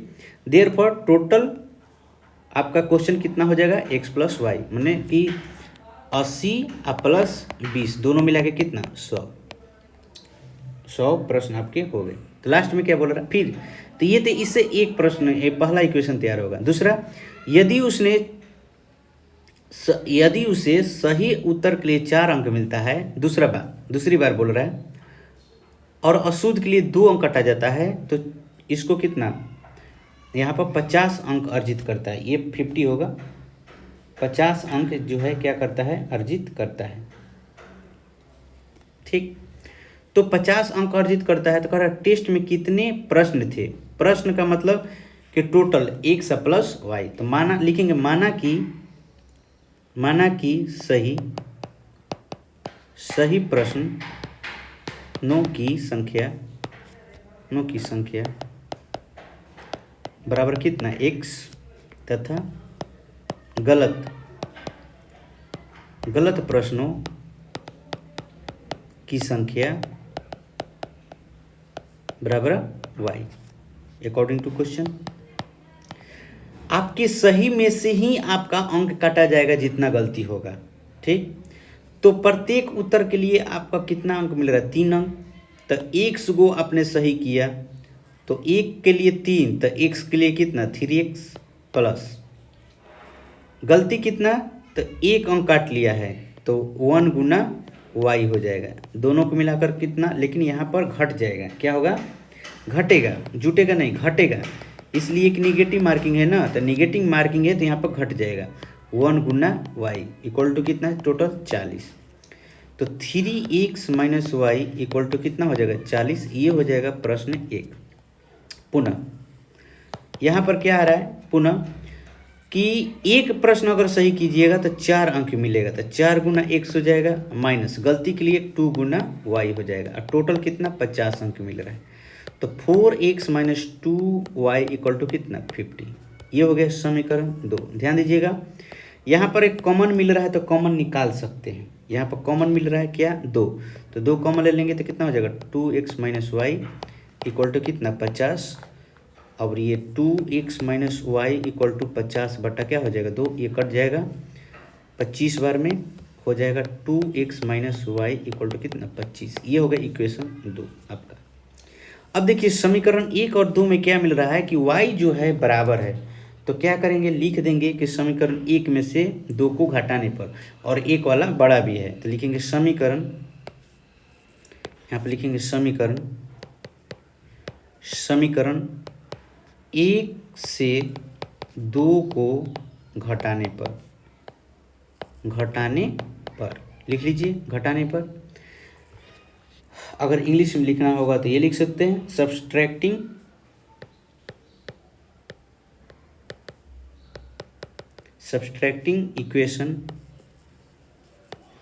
Equation 2 from equation 1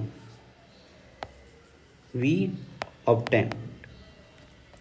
तो क्या होगा? हम क्या पाएंगे? तो लिखते हैं यहाँ पे 3x minus y equal to 40, 2x minus y equal to 25। तो हम घटाएंगे तो साइन चेंज हो जाएगा, माइनस, जहाँ माइनस है वो प्लस और जो प्लस है वो माइनस। ये शहीद हो गया। यहाँ पे क्या बचेगा? 3 में से 2 घटाएंगे तो 1 बचेगा, और यहाँ पर 40 में से 25 घटाएंगे तो 15। तो x का वैल्यू कितना आ गया? 15। माना सही प्रश्न कितना किया था? 15 को। तो गलत प्रश्न कितना किया था? समीकरण 1 में x का मान रखने पर, समीकरण 1 में x का मान रखने पर रख दीजिए। समीकरण 1 कितना है? तो 3x minus y equal to कितना है? 40। तो 3 गुना 15 माइनस y इक्वल टू कितना? 40। अब y को इधर ढकेल देंगे और 40 को इधर ला देंगे, तो 45 माइनस हो जाएगा 40 इक्वल टू कितना ही हो जाएगा? y। तो यहाँ पर कितना हो जाएगा? 5 इक्वल टू y। तो y बराबर कितना आ गया? 5। तो कुल प्रश्न बराबर कितना हो जाएगा? कुल प्रश्न बराबर कितना हो जाएगा? x प्लस वाई हो जाएगा। तो x का मान कितना आया था? 15, और y का मान कितना आया था? 5। तो 15 5 कितना हो जाएगा? 20। तो आपका टोटल जो प्रश्न था आपका 20 था। टोटल प्रश्न कितना था? 20 था। चलिए, तो यही आपको ज्ञात करना था। हो गया? चलो अब हम चलते हैं। केवल आप अगर इक्वेशन बनाना आ गया प्रश्नों को पढ़कर, तो समझिए कि आप इक्वेशन को बहुत ही आसानी से बना देंगे। चलिए अब हम चलते हैं चौथा नंबर पे। इसमें सोचना क्या है? ठीक है, देखिए एक राजमार्ग पर 2 स्थान A और B हैं। A और B, देखिए ये हो गया स्थान, ये है A और ये है आपका B। इन दोनों के बीच की दूरी जो है 100 किलोमीटर है, 100 किलोमीटर है। ठीक, कह रहा है कि एक कार A से तथा एक कार B से एक ही समय चलना प्रारंभ करती है। जैसे मान लीजिए ये 8 बजे चलना शुरू किया, तो ये भी इधर से जो है, ये इधर से इधर चलेगा, ये इधर से इधर चलेगा, ये भी 8 बजे जो है चलना शुरू कर दी। यदि ये कार भिन्न भिन्न चालों से एक ही दिशा में चलती है तो ये 5 घंटे में मिलती है, 5 घंटे में मिलती है। यदि यहाँ पर एक प्रश्न छूट गया है, ध्यान दीजिएगा, यहाँ पर थोड़ा सा जो है प्रश्न छूट गया है। ये दोनों का चाल ज्ञात करना है, लेकिन यहाँ पर थोड़ा सा हिंदी में प्रश्न छूट गया है। लेकिन यहाँ पर कह रहा है if they travel towards each other, कह रहा है कि अगर वो एक दूसरे के विपरीत चलेगी, तो ध्यान दीजिएगा, ये जब एक साथ चलेगी मतलब कि एक ही दिशा में, तो दोनों ऐसे चलेगी, ए अपने इधर से और बी अपना इधर से। और विपरीत जो चलेगा टुवर्ड्स ईच अदर, तो वो एक इधर से चलेगा तो ये एक इधर से आएगा, तो दोनों जो है 1 घंटे में ही मिल जाएगी। तो 1 घंटे में मिल जाएगी। मान लीजिए कि ये आपके मित्र का, ये आप हैं, जैसे आप राम है और आपका मित्र जो है श्याम है, यहाँ पर घर है उसका, यहाँ पर आपका घर है, तो श्याम भी इधर से दौड़ रहा है और इधर से आप राम भी दौड़ रहे हैं। तो दौड़ रहे हैं तो दोनों क्या होंगे, दोनों का डिस्टेंस जो है, सॉरी, दोनों का चाल क्या होगा, जुटेगा तो जल्दी ना एक दूसरे के मिल जाइएगा। लेकिन यही जो है आपका श्याम जो है आपका दौड़ रहा है और जा रहा है स्कूल, और आप भी जा रहे हैं स्कूल, तो आप तेज नहीं भागिएगा तो श्याम जो है पहले ही पहुंच जाएगा, एक ही दिशा में जा रहा है। यहाँ पर मान लीजिए स्कूल है, तो उस समय क्या होता है, चाल घट जाएगा। कौन जल्दी पहुंचेगा, तो जो जितना स्पीड से चलेगा उसमें। तो एक ही दिशा में जब चलिएगा तो चाल क्या होता है, घटता है, और जब एक साथ एक ही विपरीत दिशा में चलिएगा तो चाल क्या होता है, जुटता है। तो ये चीज़ हम आपको बता रहे हैं यहाँ पर। चलिए यहाँ पर क्या करना है, तो कार ए और कार बी, तो यहाँ पर लिखेंगे, माना कि कार ए की चाल क्या है, x है, और कार बी की चाल क्या है, y है। यहाँ पर इस तरह से लिख कर चलना पड़ेगा।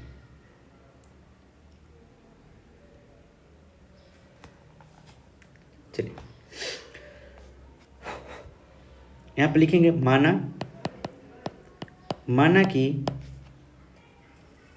कार ए की चाल बराबर x किलोमीटर पर आवर है। क्यों, यहाँ पर डिस्टेंस किलोमीटर में दिया है और समय घंटा में दिया है, तो इसलिए किलोमीटर पर आवर। क्यों, इसलिए कि चाल बराबर जो होता है दूरी बटा समय होता है, दूरी बटा समय। आप पढ़े होंगे फिजिक्स में, चाल बराबर दूरी बटा समय। अगर दूरी किलोमीटर में है, समय आवर में है, तो क्या लिखेंगे, ये बटा वाला जो है किलोमीटर पर आवर लिखा जाता है इस तरह से। तो हमने वही माना है, माना कि चाल जो है उसका 1 किलोमीटर पर आवर है, तथा कार बी की चाल बराबर कितना है, y किलोमीटर पर आवर है। ठीक है, अकॉर्डिंग टू क्वेश्चन, प्रश्न के हिसाब से। चलिए, कह रहा है कि जब दोनों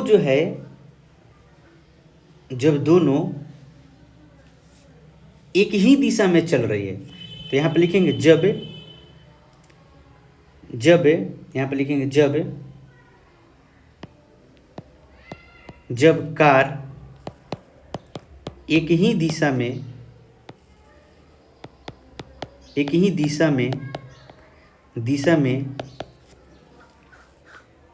चलती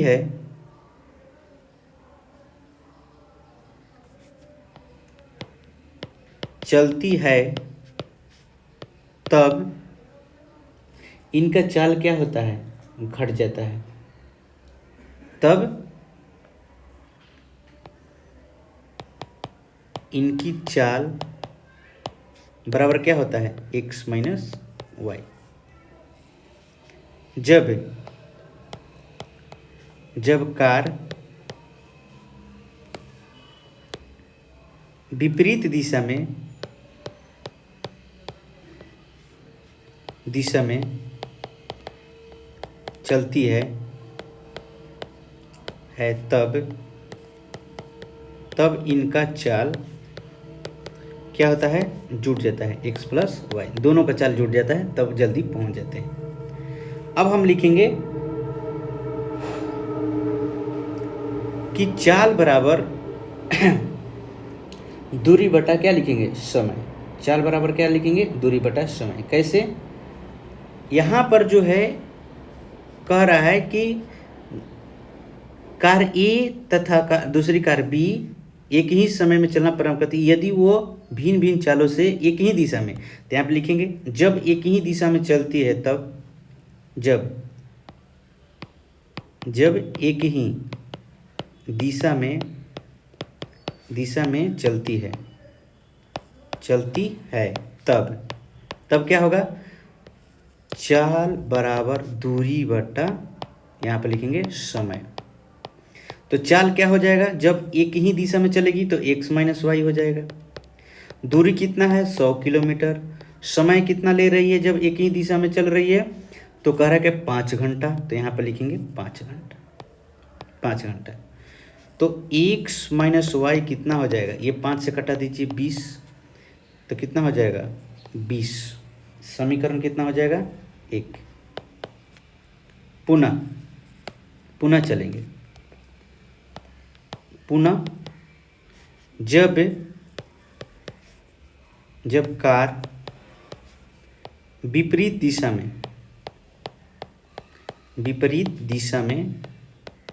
में चलती है तब क्या हो जाएगा, चाल बराबर दूरी बटा समय। तो विपरीत दिशा में जब चलेगी तो इसका चाल क्या हो जाएगा, जुड़ जाएगा। दूरी कितना हो जाएगा 100, समय कितना हो जाएगा 1 घंटा। तो x प्लस वाई बराबर कितना हो जाएगा 100। ये हो जाएगा समीकरण आपका कितना, 1। समीकरण कितना हो जाएगा, 2।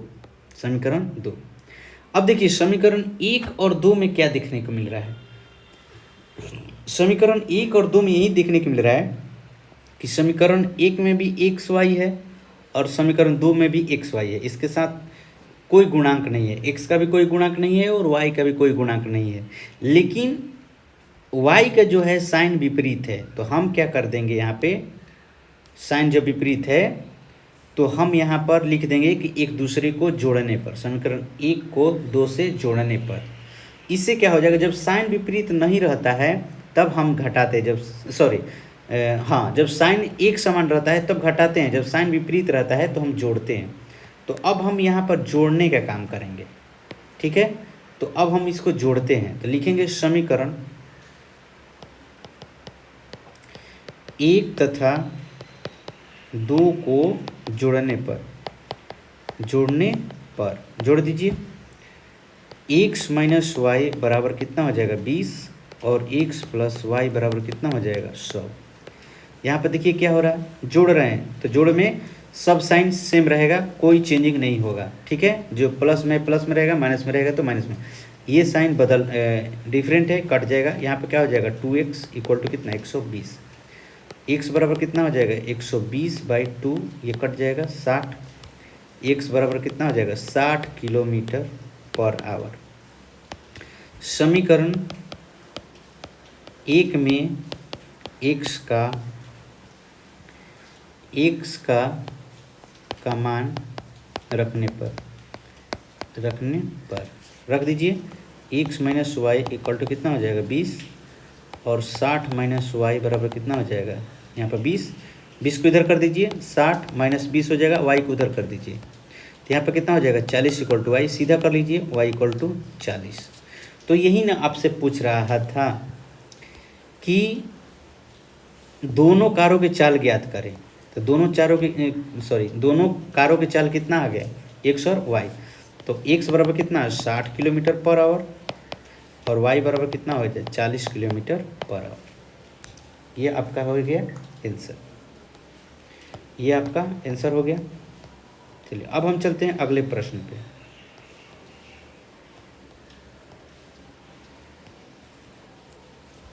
अगले प्रश्न पे चलते हैं। तो इस तरह से आप सबसे पहले इक्वेशन तैयार कर लीजिए और यहाँ पर जो है विलोपन विधि का प्रयोग कीजिए, बहुत ही आसानी से बन जाएगा। अगला प्रश्न पे चलते हैं। अगला प्रश्न है कह रहा कि एक आयत का क्षेत्रफल जो है 9 वर्ग इकाई कम हो जाता है। तो सबसे पहले आपको यहाँ पर जानकारी होना चाहिए कि आयत का आखिर क्षेत्रफल क्या होता है। तो आयत का क्षेत्रफल जो होता है,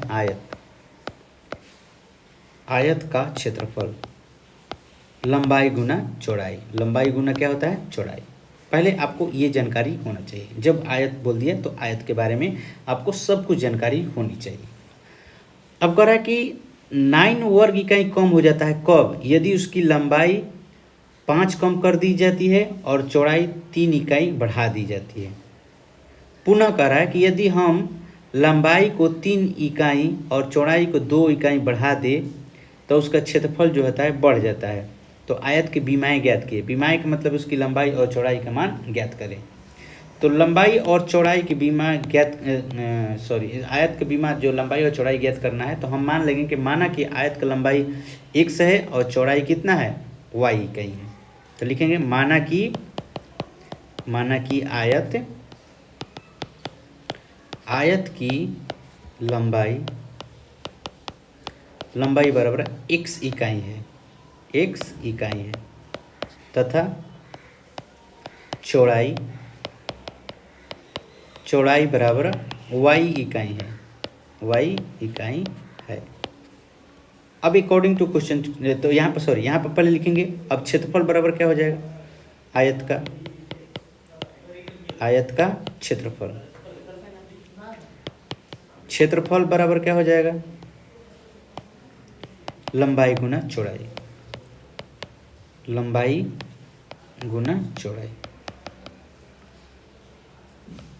चौड़ाई वर्ग इकाई होता है, वर्ग इकाई। ठीक, चलिए अकॉर्डिंग टू क्वेश्चन कह रहा है कि आयत का क्षेत्रफल अब यहाँ पर लिख लेंगे आयत का क्षेत्रफल बराबर आयत का क्षेत्रफल बराबर क्या हो जाएगा, लंबाई गुना चौड़ाई हो जाएगा, लंबाई गुना चौड़ाई। लेकिन अब यहाँ पर आपको देखना होगा कि इसकी लंबाई में 5 इकाई कम और चौड़ाई में 3 इकाई बढ़ाई जाती है। तो यहाँ पर सबसे पहले लिख लेंगे कि जब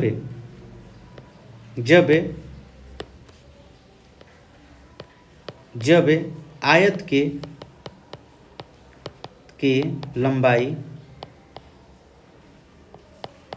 लंबाई में 5 इकाई कम कर दी जाए तथा चौड़ाई 3 इकाई बढ़ा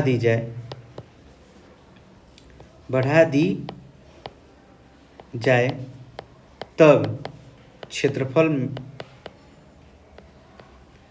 क्षेत्रफल में क्या परिवर्तन आएगा, तब क्षेत्रफल 9 इकाई कम होता है 9 इकाई कम होता है। तो यहाँ पे क्या लिखेंगे, क्षेत्रफल क्या हो जाएगा, x गुना y हो जाएगा, xy। तो xy क्षेत्रफल में कितने की कमी, 9 इकाई, क्षेत्रफल में 9 इकाई की कमी हो जाता है। कब, जब उसके लंबाई में मतलब कि x में आपका 5 इकाई की कमी और उसकी चौड़ाई में 3 इकाई की वृद्धि कर दी जाती है। तो देखिए ये क्षेत्रफल बराबर क्या होगा, लंबाई गुना चौड़ाई। तो ये जो है आपका लंबाई का मान है और ये जो है आपका चौड़ाई का मान है। ध्यान दीजिएगा, ये जो है आपका लंबाई का मान हो गया और ये जो हो गया चौड़ाई का मान हो गया। लंबाई में क्या बोला कि 5 इकाई कम कर दो और चौड़ाई में 3 इकाई जोड़ दो, तो क्षेत्रफल जो है आपका 9 इकाई कम हो जाती है। क्षेत्रफल क्या है आपका एक्स वाई है, और एक्स वाई में से 9 को हमने क्या कर दिया, घटा दिया, 9 इकाई को क्या कर दिया, घटा दिया। अब यहाँ पर आप क्या कीजिए, कैलकुलेशन कीजिए, ये एक्स वाई माइनस 9 हो जाएगा इक्वल टू, अब इसको तोड़ना है तो ब्रैकेट तोड़कर गुना करने के लिए हमने आपको सिखाया है कि सबसे पहले जब ब्रैकेट तोड़ेंगे तो क्या करेंगे। तो देखिए ये एक्स से एक बार इसमें गुना करेंगे, फिर इसमें गुना करेंगे, फिर 5 से एक बार इसमें गुना करेंगे और फिर इसमें गुना करेंगे बारी बारी से। तो लिखिए, तो क्या लिखेंगे, एक्स वाई, देखिए एक्स से पहले हमने वाई में गुना किया, फिर 3 में करेंगे, प्लस है तो प्लस 3x। अब देखिए ये 5 से पहले वाई में गुना करेंगे तो माइनस है तो माइनस, माइनस 5y, और 5 से फिर 3 में गुना करेंगे तो माइनस है और यहाँ पर प्लस है, तो प्लस माइनस क्या होता है माइनस, 5 गुना 3, इस तरह से। नहीं तो आपको ऐसे समझ में नहीं रहता, ऐसे कीजिएगा, एक बार x से गुना करेंगे y प्लस 3 में, फिर माइनस 5 से गुना करेंगे y प्लस 3 में, इस तरह से आप गुना कर सकते हैं। बारी बारी से गुना कीजिए, एक बार इसमें और फिर एक बार इसमें, एक बार इसमें और फिर एक बार इसमें, ठीक है, इतना ही आएगा।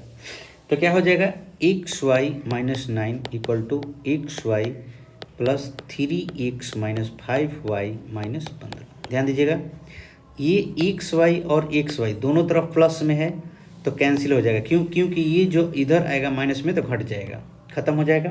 अब चलिए, माइनस 9 है और ये माइनस 15 है तो इधर ला दीजिए प्लस 15 इक्वल टू, इसको ज्यों का त्यों लिखिए 3x माइनस 5y। अब इसको सीधा कर लीजिए, 3x minus 5y equal to 15 में से 9 घटेगा 6, ये समीकरण 1 हो गया, समीकरण 1। ये ध्यान दीजिएगा, 15 में से ये 9 घट जाएगा तो क्या हो जाएगा 6। तो अब ये समीकरण 1 बन गया। अब पुनः चलिए, पुनः एक और काम करना है, जब आयत की लंबाई में 3 इकाई और चौड़ाई में 2 इकाई बढ़ाए तो, जब लिखेंगे, जब आयत की लंबाई में 3 इकाई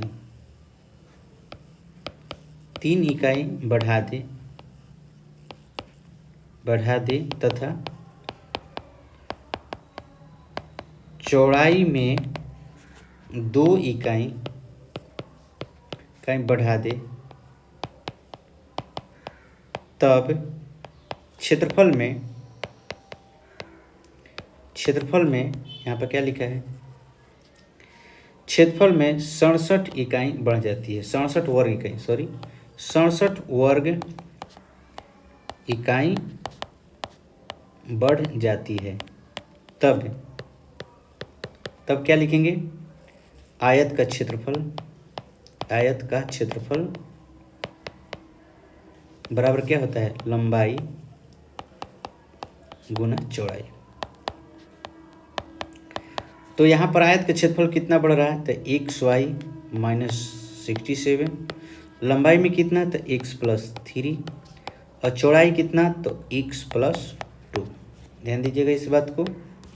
हमने क्या किया कि आपका 67 जो है वर्ग इकाई हमने बढ़ा दिया है। कब बढ़ा, जब उसके लंबाई में 3 इकाई बढ़ा और चौड़ाई में 2 इकाई बढ़ा है, तो इसके क्षेत्रफल में भी वृद्धि हो गई, ये ध्यान दीजिएगा। अब इसको हल करते हैं, तो ये x y plus 67 equal to, अब गुना कर लीजिए, इसको एक बार इसमें, एक बार इसमें, फिर एक बार इसमें और फिर एक बार इसमें। देखिए ब्रैकेट तोड़कर गुना करना सीखना बहुत ज़रूरी है, अगर आज नहीं सीख पाइएगा तो फिर बाद में भी नहीं सीख पाइएगा। यहाँ पर वाई होगा, तो x y plus 2x plus 3y plus 3 गुना 2 हो जाएगा। X y plus 67 equal to x y plus 2x plus 3y plus 6। X y और एक्स वाई कैंसिल हो जाएगा, यहाँ पर क्या हो जाएगा 67, ये 6 इधर प्लस में थी इधर माइनस में कर देंगे, 2x प्लस 3y, सीधा कर लीजिए, 2x plus 3 Y equal to कितना हो जाएगा 61। ये समीकरण 2। अब समीकरण 1 और 2 में ध्यान दीजिए क्या क्या है। समीकरण 1 और 2 जो है दोनों अलग अलग है, दोनों अलग अलग है। तो हम यहाँ पर गुना करेंगे कैसे, यहाँ पर लिखते हैं समीकरण, अब लिखते हैं चूँकि 3x minus 5y equal to कितना है 6 और 2x plus 3y equal to 61। इस तरह से ध्यान दीजिएगा। चलो तो क्या करेंगे, x वाले को हम टर्म को बराबर करें या y वाले को, आपको दोनों में से किसी एक को बराबर करना। अगर यहाँ पर देख रहे हैं कि y का जो है साइन अलग अलग है, तो हम y के गुणांक को अगर बराबर करेंगे तो केवल जोड़ना पड़ेगा। अगर हम x के गुणांक को बराबर करेंगे तो हमको घटाना पड़ेगा। तो हम x के ही गुणांक को बराबर करते हैं। तो देखिए हमने क्या बोला था कि ये समीकरण 1 है और ये समीकरण 2 है। तो समीकरण 1 वाले के x का अगर बराबर करेंगे तो x वाले गुणांक को समीकरण 2 वाले को 1 में गुणा करेंगे, 1 वाले को 2 में। तो जैसे देखिए समीकरण 2 में जो है x से गुणांक 2 है तो इसमें 1 में गुणा करेंगे, और समीकरण 1 में x से गुणांक क्या है 3 है तो हम 2 में गुणा करेंगे। सेम यही प्रोसेस अगर हम y के गुणांक को अगर बराबर करना चाहें तो ये 5 से गुना समीकरण 2 में हो जाएगा और 3 से गुना जो है समीकरण 1 में हो जाएगा। और ये गुना होगा तो सभी टर्म में हो जाएगा। तो चलिए टर्म में गुना करते हैं, 3 दूनी 6 x हो जाएगा, लिख देते हैं 2 गुना 3x हो जाएगा माइनस 2 गुना 5y इक्वल टू 6 गुना 2। यहाँ पर भी हो जाएगा, सॉरी यहाँ पर 3 से होगा, 3 गुना 2x प्लस 3 गुना 3y इक्वल टू 61 गुना 3। अब क्या करेंगे, बराबर हो जाएगा तो समीकरण को घटाएंगे, लिखेंगे यहाँ पर क्या समीकरण 1 में से 2 को घटाने पर घटा दीजिए।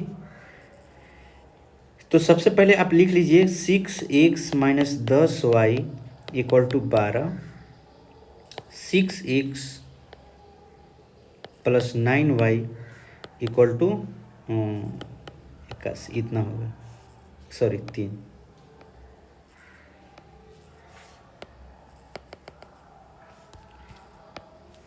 तो घटाइएगा तो क्या होगा, साइन चेंज हो जाएगा, ये माइनस, ये भी माइनस, ये भी माइनस, ये तो कैंसिल हो जाएगा, ये माइनस माइनस प्लस हो जाएगा तो माइनस कितना हो जाएगा 19y हो जाएगा इक्वल टू ये बड़ा में से छोटा घटाइएगा, सॉरी छोटे में से बड़ा घटाइएगा तो माइनस में से रहेगा, और घटाइएगा तो कितना आ जाएगा 171।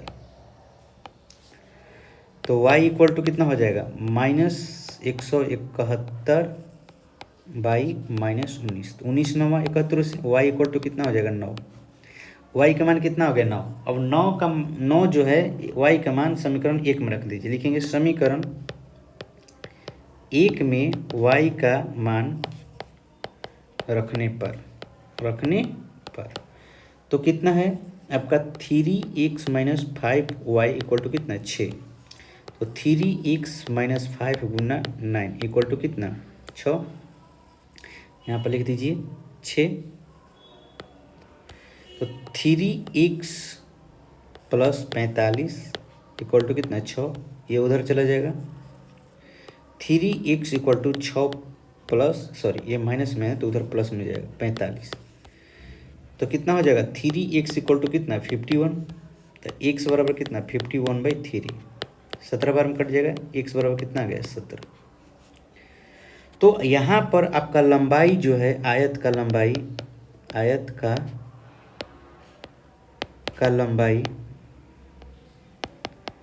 लंबाई बराबर कितना, x बराबर कितना 17 इकाई, और चौड़ाई y बराबर कितना 9 इकाई। ये हो गया आपका आंसर। अगर क्षेत्रफल निकलना होगा तो क्षेत्रफल बराबर कितना हो जाएगा 17 गुना 9, ये आपका आंसर वर्ग इकाई।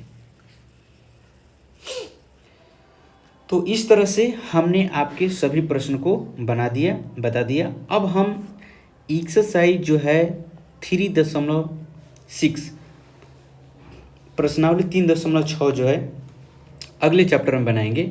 यहाँ पर कह रहा है कि निम्न समीकरणों के युग्मों को रैखिक समीकरणों के युग्म में बदले और उसके बाद हल करें।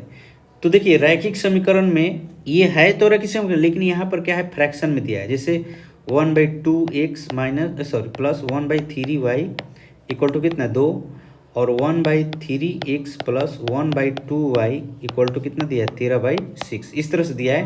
तो क्या कीजिए कि इसका एलसीएम ले लीजिए और एलसीएम लेकर आप इसको सोल्यूशन करके फिर उधर भेज दीजिए। तो एलसीएम लेंगे तो कितना हो जाएगा 6, तो कितना हो जाएगा 3x plus 2y equal to, इधर 2 है तो इसको 6 को इधर भेज दीजिए, तो 3x plus 2y equal to 2 गुना 6, कितना हो जाएगा 12, 3x प्लस 2y, ये हो गया समीकरण 1। यहाँ पर एलसीएम लीजिएगा तो कितना हो जाएगा 6, यहाँ पर भी कितना हो जाएगा 2x plus 3y equal to 13/6, तो नीचे सेम है तो ये कट जाएगा, और 2x plus 3y equal to कितना आ गया 13, ये हुए समीकरण 2। अब समीकरण 1 और 2 को हल कर लीजिए। तो अब हम इसको बताएंगे हम अगले वीडियो में। अगर वीडियो आपको अच्छा लगा तो लाइक ज़रूर कीजिए और कमेंट जरूर कीजिएगा आपको कहाँ समझ में नहीं आया। मिलते हैं हम अगले वीडियो में। जय हिंद।